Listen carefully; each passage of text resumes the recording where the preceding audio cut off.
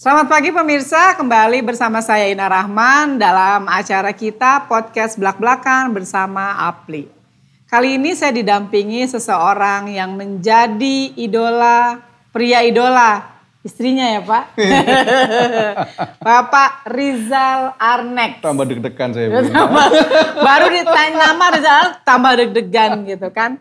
Selamat pagi Pak Rizal. Selamat pagi Bu Ina. Terima kasih udah mau hadir di sini. Ya, cuma memang berat Pak syaratnya duduk di kursi panas itu gitu kan. Harus transparan, harus terbuka, harus belak-belakan gitu. Iya makanya saya bingung Bu terus terang ya. Bingung Pak.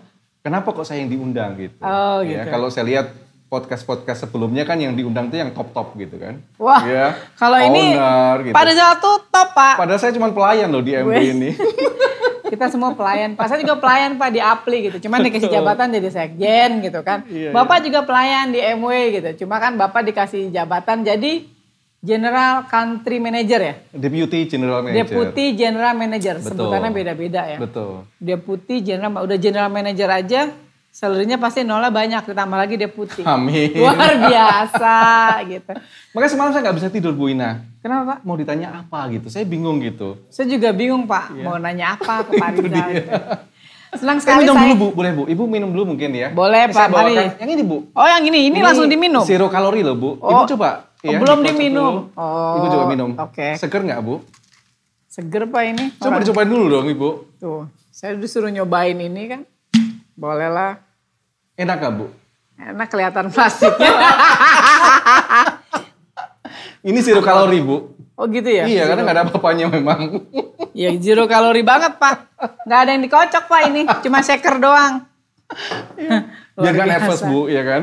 Hostnya tukeran pagi ini. Pak Rizal Arnex, selamat pagi. Senang banget Bapak Selamat pagi. hadir di sini. Sebenarnya ada 3 poin yang mau saya tanyakan ke Bapak. Itu pertama seputar kehidupan pribadi Pak.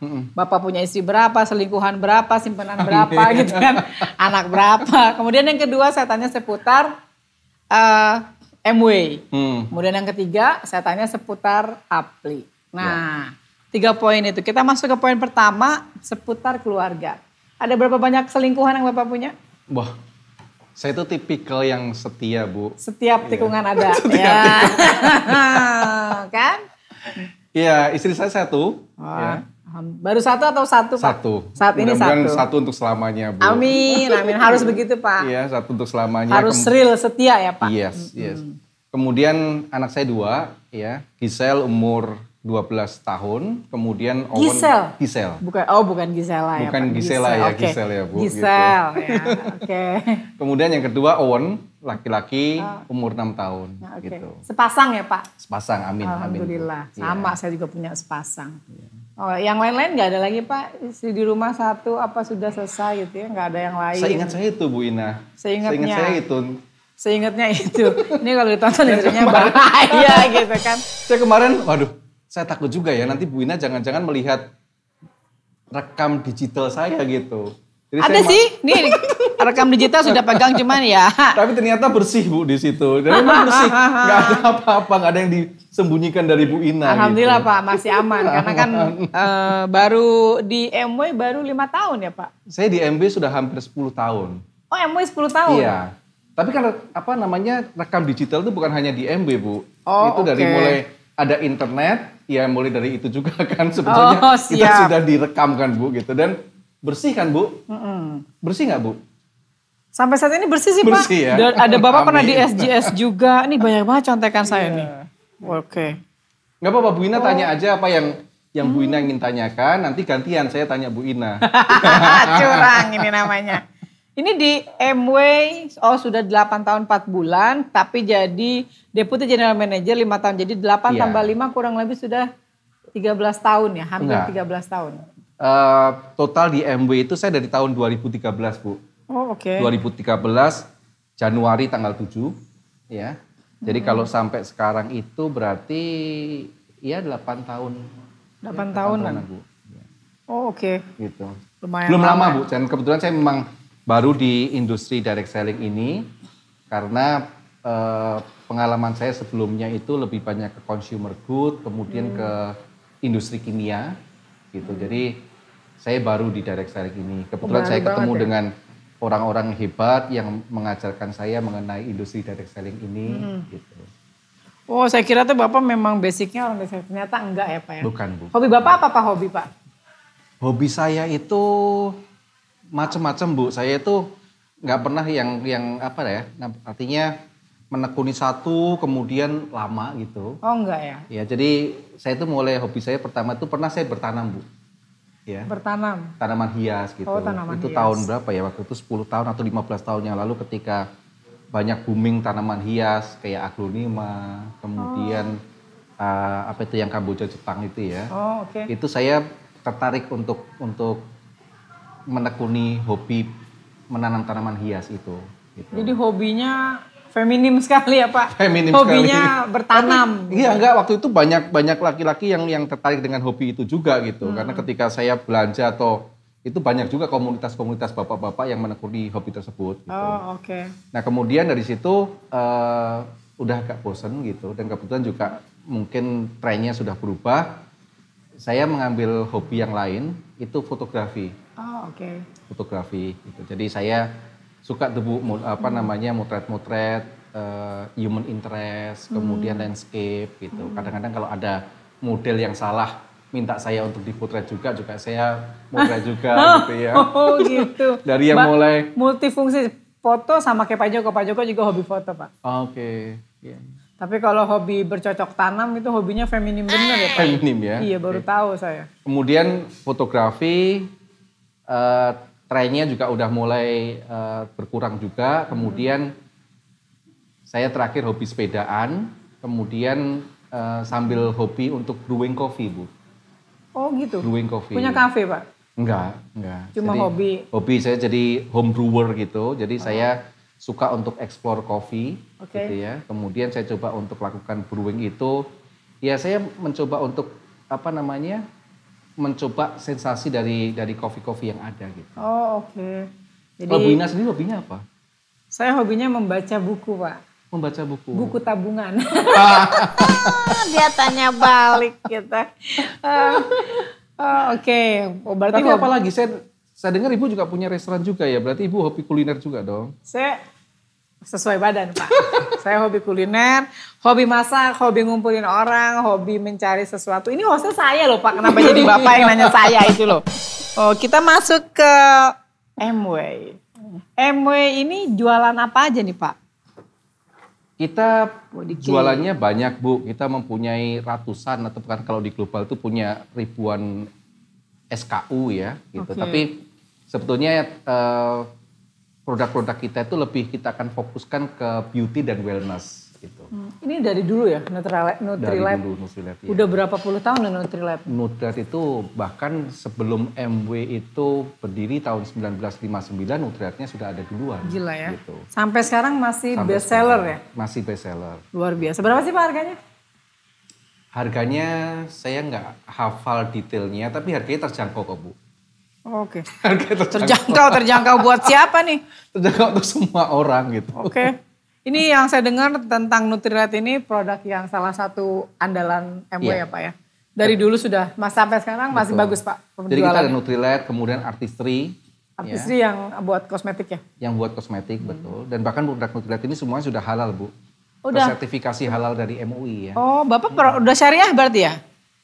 Produknya sudah tersertifikasi halal oleh MUI. Oh produknya aja, tapi untuk marketing lainnya bisnisnya belum. Belum sertifikasi syariah. Oh oke. Keren lah Pak, sesuai dengan kondisi Indonesia yang mayoritas muslim ya. Betul. Untuk para member Pak, itu mitra usaha lebih banyak apa? Perempuan, laki-laki atau balance? Mungkin sama dengan direct selling company yang lain ya. Di MB itu juga rata-rata biasanya yang membangun bisnis pertama kali itu adalah ibu-ibunya. Oh, oke. Gitu.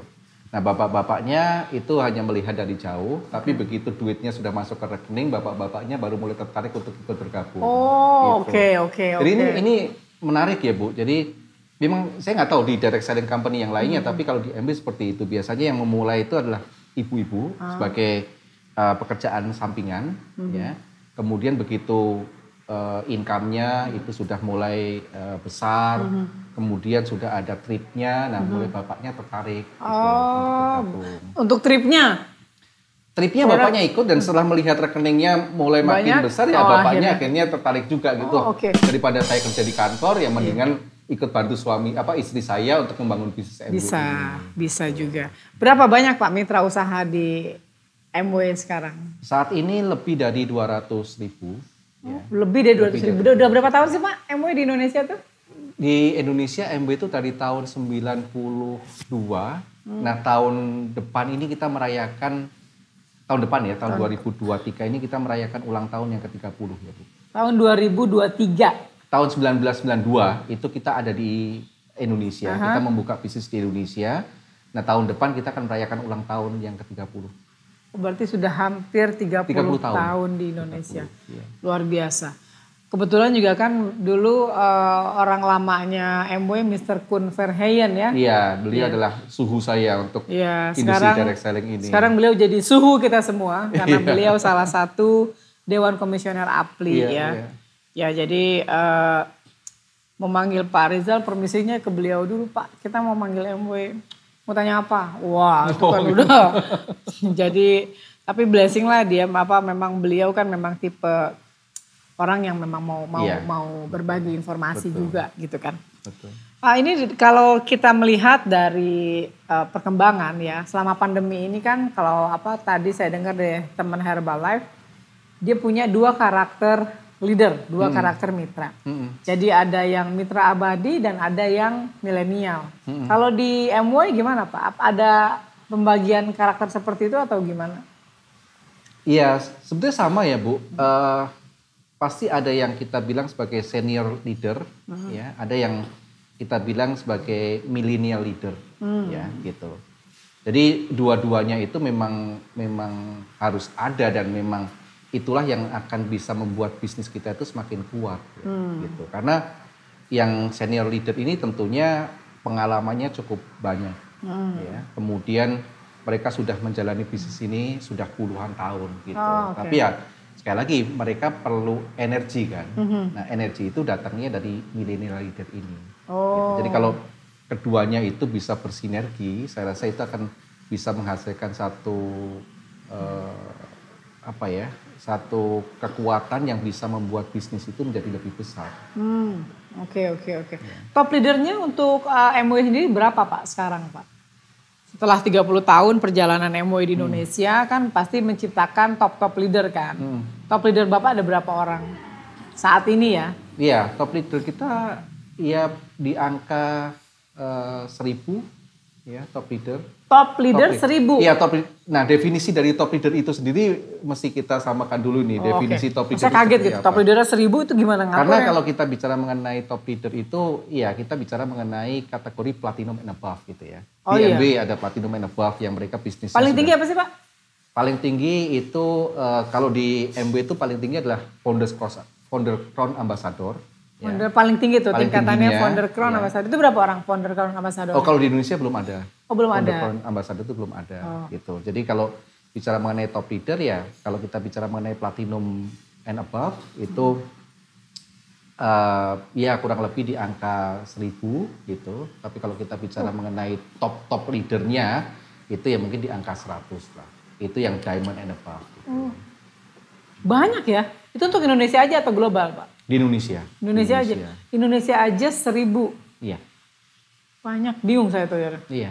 Jadi memang rata-rata sudah di level atas. Itu penghasilannya rata-rata berapa? Kurang lebih deh Pak.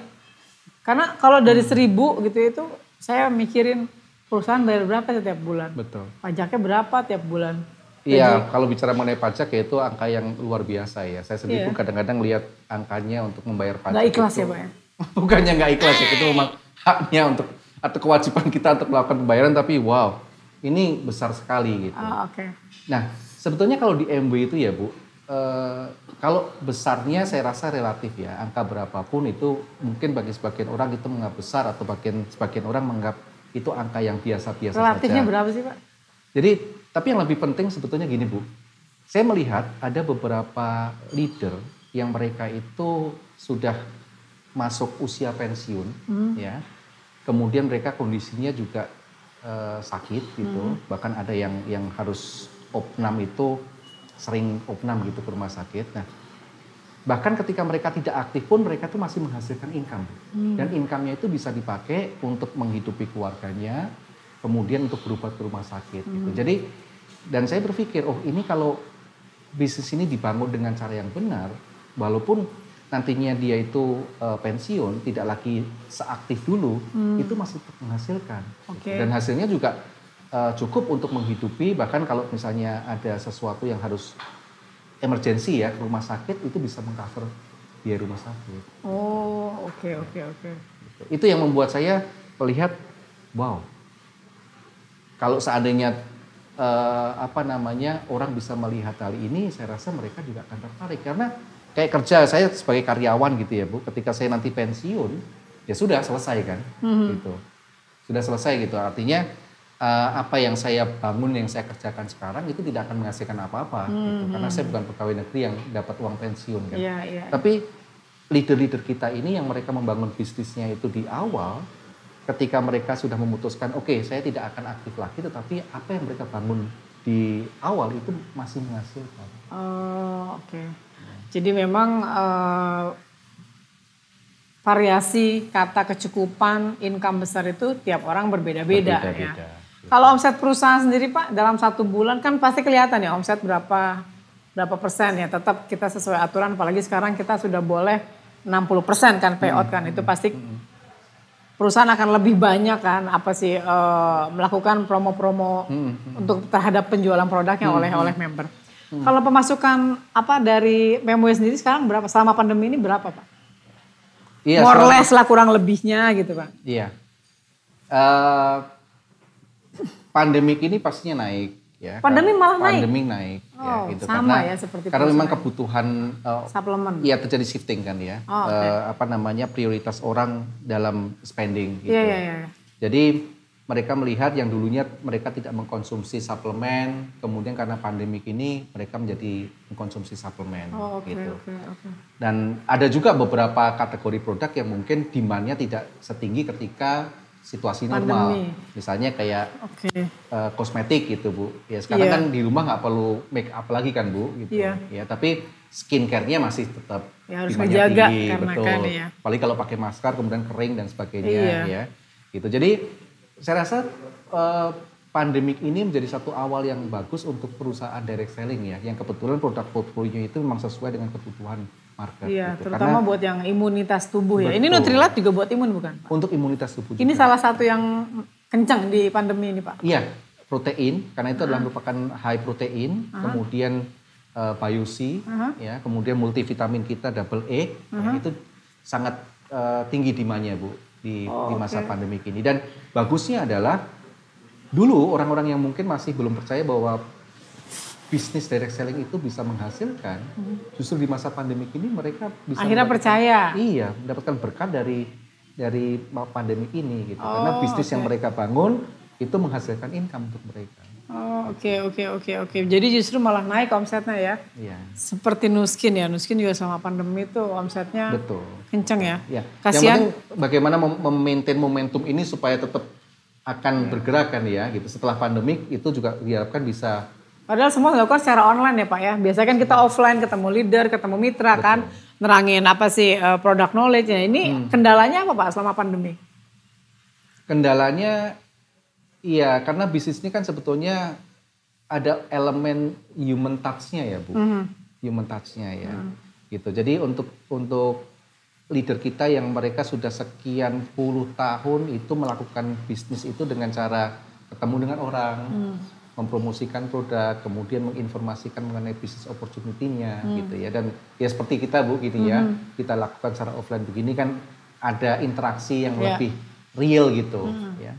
Tapi dengan kondisi online ini, hal itu boleh dikatakan sangat sedikit untuk human touch-nya Bu. Gitu. Karena online ya kadang kalau orang menyalakan kamera mungkin masih bisa melihat ekspresi mukanya, tapi kalau tidak menyalakan kamera mungkin ekspresinya kan? udah nggak ketahuan kan. Kayaknya lagi selimutan dinawarin produk gitu kan. Dinyalain kemudian ditinggal pergi gitu kan, bisa tahu jadi juga, gitu. Kayak pengalaman pribadi gitu Pak. Kan nggak semua orang tuh bisa menerima kondisi sekarang kan dilakukan lewat online. Nah itu challenge-nya begitu Bu. Jadi kalau untuk anak-anak muda ya mereka gampang aja karena mereka sudah terbiasa. Tapi untuk yang mereka yang sudah terbiasa dengan offline ini agak sulit sih Bu. Generasi milenialnya berapa persen? Terus yang member sudah lama itu berapa persen? Ya 60 itu masih yang lama ya? Yang lama, 40%. Karena masih memang baru. kita mentargetkan bagaimana bisnis ini bisa appealing gitu ya, menarik anak-anak muda. Ini yang naik selama pandemi ini sales dari pengguna baru, user baru atau memang dari member aja Pak? Dua-duanya Bu. Oh dua-duanya ya, jadi balance ya. Gitu. Karena ya spreadingnya semakin luas gitu. Jadi jumlah pembelinya semakin banyak. Kemudian produktivitas mereka tidak terlalu naik tinggi, tapi ada kenaikan gitu. Jadi kenaikan itu disebabkan karena jumlah penggunanya semakin banyak. Ini kan zaman pandemi gini semua online banyak tuh Pak ya, money game ya yang menawarkan forex lah, investasi atau mengaku MLM tapi produknya nggak jelas gitu kan. Itu ada kendala nggak atau mungkin membernya ada yang dibajak bahkan pindah gerbong ke perusahaan money game atau gimana Pak? Enggak tuh Bu, justru pada saat pandemik ini mereka bertambah loyal ya. Oh bertambah loyal menggunakan produk juga betul. Ya. Jadi mereka lebih ke kesehatan nih Pak ya. Cuman yang sekarang menjadi meresahkan ya menurut saya adalah unauthorized online selling Bu. Jadi penjualan produk-produk di marketplace itu yang meresahkan. Oh oke. Ya karena sekarang itu produk kan dicari gitu. Ya. Jadi orang mencari produk itu beda dengan dulu ya. Kalau dulu kita yang harus proaktif menawarkan produk itu pada user. Nah sekarang ini beda. Produk kita yang dicari gitu. Sehingga orang yang mencari ini ya mereka tidak lagi peduli mereka dapatnya dari mana gitu. Dapatnya langsung dari distributor kita atau dapatnya dari marketplace. Gitu. Tapi ya thank you Apli sudah proaktif untuk bisa meminimalkan penjualan lewat marketplace ini dengan upaya-upaya yang dilakukan. Gitu. Ya karena kan memang dari kita tuh kerjasama dengan Barreskrim ya Pak untuk penjualan di marketplace itu memang harus kita cut off, artinya memang harus kita selesaikan karena memang tidak manusiawi buat kita pelaku industri direct selling. Masa sih kita perusahaan kita produk kita tuh disamain sama orang yang jualan sendal, jualan baju gitu kan, jualan apa gitu. Kalau mereka kan memang beneran menjual itu bisa lah di marketplace karena memang tidak ada undang-undang yang melarang. Tapi kalau produk kita direct selling, kasihan leader ya Pak, kasihan member yang membangun dari awal. Iya, ngebangun dari awal, nge-build jaringannya, terus tiba-tiba mau cari produk Nutrilite ada di Tokopedia. Mau cari produk Nutrilite ada di produk Lazada atau di marketplace lain. Tapi saya juga senang teman-teman marketplace ini dengan MOU kita minggu lalu, mereka tuh kayak makin tahu gitu. Jadi kita juga, bukan saya ngebelain marketplace ya, ada yang marketplace memang sebenarnya tidak tahu bahwa produk MLM itu tidak boleh dijual di marketplace. Ada juga yang memang pura-pura nggak tahu gitu. Betul. Atau juga memang mereka sudah melarang, cuma dari si pelapak ini, dari orang ini akhirnya dia tetap kekeh jualan. Jadi memang kadang perlu pengertian yang luar biasa. Betul. Nah terkait marketplace ada mungkin banyak juga dari situ Pak penjualan. Banyak. Kita tuh sebenarnya sudah proaktif melakukan take down ya dari marketplace ini ya gitu. Jadi bisa ribuan Bu, ya, dalam 1 bulan itu bisa ribuan proposal take down yang kita berikan ke beberapa marketplace yang ada. Gitu. Tapi sekarang kan udah enak tuh Pak, kita udah punya tim taktis sendiri. Jadi Bapak bisa kirim email atau kirim ke WhatsApp tentang link-link produk Bapak itu Nggak lama sih Pak, kemarin itu kita nurunin beberapa produk ribuan, itu cuma hitungan jam. Jadi dari beberapa perusahaan itu memang nggak sia-sia lah usaha kita MOU dengan IDEA ya sebagai asosiasi marketplace. Senang juga sih. Tapi ngomong-ngomong kalau regulasi pemerintahnya sendiri apa nggak memungkinkan untuk dilakukan amandemen ya Bu, yang memberikan sanksi gitu? Ya saat ini sih mungkin sanksi lebih cenderung ke administratif ya. Walaupun bisa ke pidana, cuma memang kan bukan ke si pelakunya, bukan ke si marketplace-nya. Betul. Tapi lebih ke si pelapaknya. Betul. Ya mungkin si marketplace-nya hanya bisa dikenakan ke pasal turut serta 55, walaupun pidana-pidana juga. Betul. Tapi saat ini kan concern kita adalah kita memperkecil masalah dengan pihak luar manapun gitu kan. Jadi kalau memang marketplace-nya masih bisa kita ajak diskusi ya, better kita diskusi. Betul. Nanti kecuali kalau dia masih bandel, udah kita MOU, udah kita kita kasih link-link untuk di take down masih bandel ya itu lanjutkan yang upaya hukum tadi. Iya. Itu makanya kan ini bukan sebenarnya tanggung jawab Pak Rizal loh sebagai kepala bidang organisasi antar organisasi gitu kan.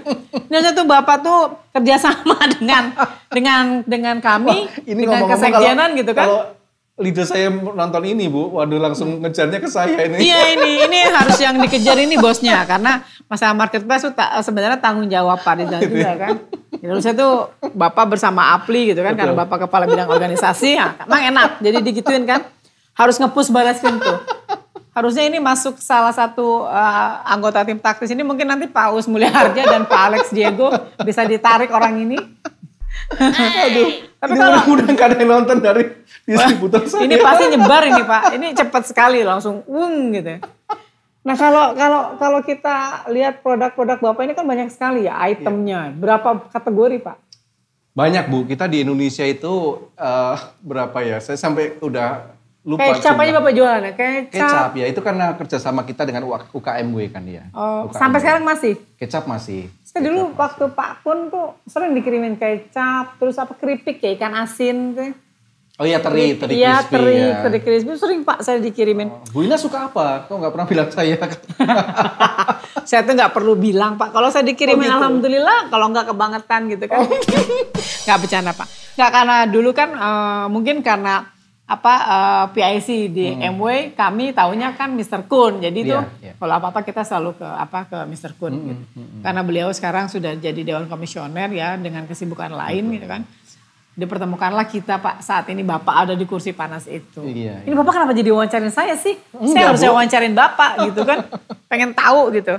Kalau Bapak seberapa besar keinginan Bapak di Apli untuk menjadi lebih pengalaman atau lebih profesional atau ingin more experience lah. Iya sebetulnya seneng ya Bu, saya kalau pas lagi ada meeting dengan teman-teman di Apli gitu ya. Dan juga misalnya saya bisa memberikan kontribusi ke Apli gitu ya. Itu bagi saya senang banget kalau diajak meeting di Apli gitu. Cuma masalahnya itu kan saya karyawan gitu di MW ini gitu. Kalau pada saat yang bersamaan itu ada project yang kebetulan proyeknya itu juga memang mengharuskan saya untuk terlibat aktif di dalam proyek itu, bentrok Bu meetingnya. Oh, gitu. Jadi, kita sekarang masih Zoom Pak. Oke, saya datang Bu. Nanti untuk yang Zoom saya pasti datang. Apalagi karena saya bilang begini Pak Kanin nanti nih ya ke pengurusan yang baru saya bilang kalau misalnya nanti ada pengurus yang selama 3 kali berturut-turut rapat ngari saya coret nama jadi pengurus. Oh kenapa begitu Bu? Nah iyalah saya bilang mau jadi pengurus tapi nggak aktif kan cuma rapat sekali 2 kali datang. Iya. Jadi memang kita berusaha merubah wajah Apli menjadi lebih kreatif lah Pak. Lebih ya produk aja kan perlu variatif. Masa sih dari asosiasinya malah enggak. Gitu. Dan Bu Ina juga kreatif banget loh bikin acara podcast seperti ini gitu ya. Iya serius loh Bu, saya surprise loh. Karena permintaan Pak banyak ya. Saya tuh cuma pengen Apli tuh lebih maju, lebih bisa masuk ke jaringan manapun, lebih mengikuti zaman sekarang, up to date lah ibaratnya kan. Jadi memang perubahan-perubahan tuh harus kita mulai dari sekarang. Makanya untuk perusahaan-perusahaan besar lah katakan kakak-kakaknya lah seperti perusahaan Bapak kan. MW, kemudian ada Tupperware, ada Herbalife, ada Nuskin, ada apalagi itu Oriflame ya perusahaan ya udah lama gitu di Indonesia kan. Kalau misalnya berkenan membagi ilmu itu kan luar biasa buat perusahaan-perusahaan yang baru. Pasti. Sehingga mereka tidak terjebak ke perusahaan yang akhirnya menyalahgunakan izin. Betul. Akhirnya malah ngejalanin money game gitu. Iya. Tapi saya senang juga ketika Pak Rizal mengatakan bahwa sampai saat ini MW tidak kena imbas dari money game ya Pak ya? Enggak Bu. Sama seperti Herbalife juga lebih banyak user yang loyal ya, member yang loyal ke perusahaan. Karena biasanya tuh sampai mereka bedol desa tuh Pak, dibawa kabur. Kalau dari kacamata Pak Rizal memandang money game atau skema piramida itu apa sih Pak? Ya, perusak ya, bu destroyer ya mereka itu ya, gitu. Jadi kadang-kadang orang tuh kan gampang sekali untuk membuat satu kesimpulan tanpa mereka itu sebetulnya tahu dulu isinya apa gitu. Nah karena banyaknya money game, kemudian banyaknya istilahnya investasi abal-abal ini yang mereka berkedok multi level ini, akhirnya nama multi level marketing itu jadi rusak, Bu. Gitu. Jadi orang melihatnya bahwa kalau multi level marketing itu jadinya ya sudah itu money game atau investasi abal-abal gitu. Padahal kan sebetulnya tidak semuanya. Bahkan kalau bicara mengenai multi level marketing sendiri yang benar itu nggak ada money game, tidak ada investasi yang abal-abal itu nggak ada gitu. Ya, dan saya tahu sendiri karena at least saya di MB itu tahu bahwa sebetulnya bagaimana untuk reward dan compensation plan-nya itu seperti apa, kemudian kualitas produknya itu seperti apa gitu. Nah, jadi kita juga sakit hati gitu loh. Kita produknya aja kualitasnya bagus banget. Kemudian reward dan compensation plan-nya juga terukur gitu. Artinya orang yang hanya bekerja yang memang dapat income kan gitu. Kok orang melihatnya kadang-kadang masih sebelah mata gitu. Orang melihatnya kok tidak seperti yang sebenarnya gitu. Jadi kok apa ya, mudah sekali untuk mengambil kesimpulan. Tapi saya juga tidak menyalahkan. Karena kalau dari beberapa puluh tahun yang lalu kan banyak sekali Bu investasi abal-abal atau money game yang beredar kan. Jadi kalau orang kemudian mengambil kesimpulan itu juga tidak salah gitu. Jadi ya sayang sih sebetulnya ya, begitu cepatnya orang mengambil kesimpulan sehingga satu opportunity yang bagus seperti multi level marketing yang benar itu kadang-kadang dilewatkan gitu oleh orang-orang yang saat ini banyak mencari additional income, banyak mencari kesempatan untuk memiliki usaha sendiri dan sebagainya. Kalau Bapak sih nggak perlu prepare atau mungkin ada upaya khusus Pak dari perusahaan untuk menyelamatkan leader supaya tidak terpengaruh. Kan hal ini terbukti kan, memang tidak ada mitra Bapak, leader Bapak yang terpengaruh untuk pindah jaringan atau mencoba-coba money game. Kalau mereka sudah leader sih mereka tidak Bu. Mereka tidak akan tertarik untuk mereka kacamata kuda ya ngelihat herba. Iya, karena mereka sudah dapat buktinya MW. kan gitu. Apa yang dijanjikan itu sudah mereka dapatkan gitu. Justru yang sulit itulah untuk mencetak atau untuk melahirkan leader yang baru karena begitu banyak berita-berita yang tidak benar yang beredar gitu. Sehingga mereka even sebelum mencoba pun mereka sudah mempunyai cari tahu dulu ya apa sih sebenarnya. Kalau mereka mau cari tahu oke ya, tapi sebelum mereka cari tahu mereka sudah mengambil satu kesimpulan gitu. Gitu. Anak-anak muda yang even mereka belum lahir ketika zamannya money game yang dulu ya, tapi mereka karena cerita mereka sudah mengambil kesimpulan oh ini multi level marketing, oh ini nggak bener, oh ini abal-abal. Nah itu yang sulit gitu. Nah ya kita lakukan upaya-upaya untuk bisa mengedukasi mereka, tetapi ya nggak bisa membuat ini jadi appealing untuk mereka atau membuat ini menjadi sesuatu yang menarik untuk mereka mencoba. Berarti memang tidak ada katakanlah penanganan atau upaya khusus ya, tapi memang cuma satu kuncinya ya, loyalitas member, loyalitas mitra, loyalitas leader yang akhirnya makin memperkuat posisi MW dalam memerangi money game lah gitu kan. Kita bersama-sama APLI memang kita fokuskan untuk mematikan money game lah di Indonesia. Betul. Kenapa? Karena memang industri kita sangat tercoreng mukanya gitu. Orang jadi berpikir MLM itu sama dengan money game, padahal kan sebenarnya pemahaman orang yang skeptis aja yang tidak mau terbuka pikirannya akhirnya memandang semua perusahaan MLM itu ya money game gitu. Itulah, tapi makanya. Banyak leader saya kalau misalnya mereka melihat ada sesuatu yang baru ya, yang di pasar itu ada sesuatu yang baru, multi level marketing, ketoknya multi level marketing. Biasanya mereka menanyakan ke saya, ini member APLI atau bukan? Gitu. Jadi sebetulnya mereka tuh masih Bu? Mereka masih sangat trust dengan APLI ini. Jadi kalau mereka member APLI ya itu berarti sudah diverifikasi dan mereka bukan bagian dari money game itu.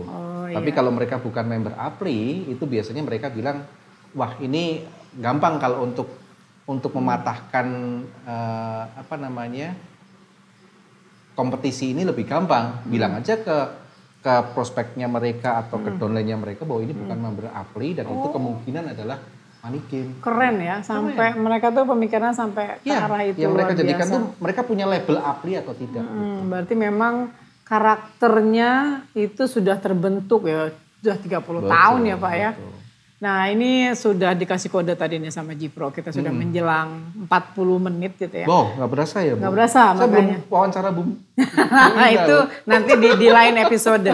Saya pengen tahu Pak, kalau ketua umum kita itu Pak Anies Sumantoro mengatakan top leader adalah orang yang tidak hanya sukses secara finansial, secara income, tapi dia juga yang mampu membangun jaringannya.